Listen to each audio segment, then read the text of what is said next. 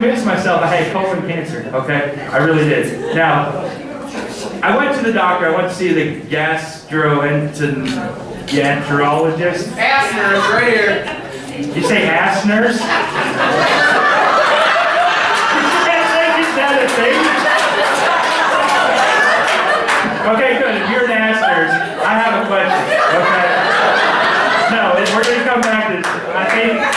I think some weird shit happened to me. I want to get your verification, okay? So I go to the doctor, man. I'm convinced I have colon cancer, okay? The doctor, in a polite way, he's like, you know what? He's like, you're a little too healthy to have colon cancer, which is a nice way of saying, you know, you're too fat for cancer, basically, okay? He's not thinking it's like final stages, I'm done. He's like, you look all right, okay? But he's like, you know what? He's like, if you really want, I'll give you a colonoscopy. He's like, I don't think you're old enough for one, but if you want one, like, he's threatening me. I'm like, you know what? Don't threaten me with a good time, dude. You're not gonna scare me, okay? I'm like, you want to call my bluff? I'm going to call your bluff. Let's do it. You want to do the colonoscopy? Let's do it. He's like, fine, we're going to do it. I'm like, okay, let's do it then, okay? But then I'm thinking, I'm like, what a weird dynamic for human beings, okay? First of all, me as a human, okay, is willing to get a procedure done where they're going to take a 6-foot camera and shove it in my behind, okay, and then take a peek around. And I'm like, yeah, it's cool, whatever, have fun, okay? But then on the other end of that is there's actually a dude who's like, you know what I'd like to do for a living? Is if I could get a camera with a 6'2" and I could shove it up random people's asses and look around, that would be great, okay? If I could do that, okay? So you got that, and then I'm, like I said, hypochondriac, I go online, I'm looking up what's going to happen to me, okay? I find out they're probably going to use propanol, which is a shit to kill Michael Jackson, and that freaks me out, okay? I'm like, I'm probably going to die. So I'm sure it goes my weight, they're probably going to fuck that up, okay? I'm going to go into a coma, that's it.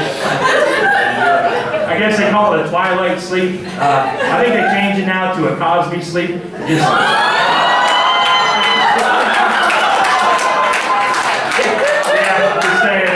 Pretty sure they changed that name, like, you're the pudding dude, okay?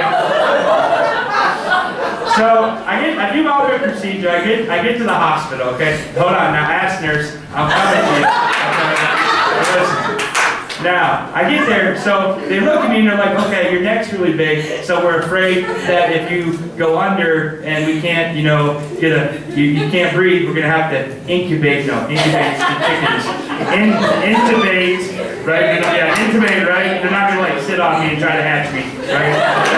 So we're gonna to intubate, so they had to have an anesthesiologist on board, okay, which is fine. So now I'm on the bed, I'm in a gown, and I'm laying sideways, okay? Here's where you're about to come in, because this is a question. I think I may have been raped a little, okay? I'm on my side, they start giving me the propanol, I start to go under. I'm still awake. The doctor, okay, he goes, whoa, okay? And I was like, whoa! And he's like, just checking. I swear to God, is that like a real thing? Is that a real thing? Is that like procedure? I'm asking, I need to know. I think I've been raped. That's all I'm saying. Was I? I swear to God, he's like, whoa, just checking. And I was like, whoa. Okay, here's the thing. The last thing before you're about to lose consciousness is a dude's finger going in your butt, and then you just check it, and then you're like,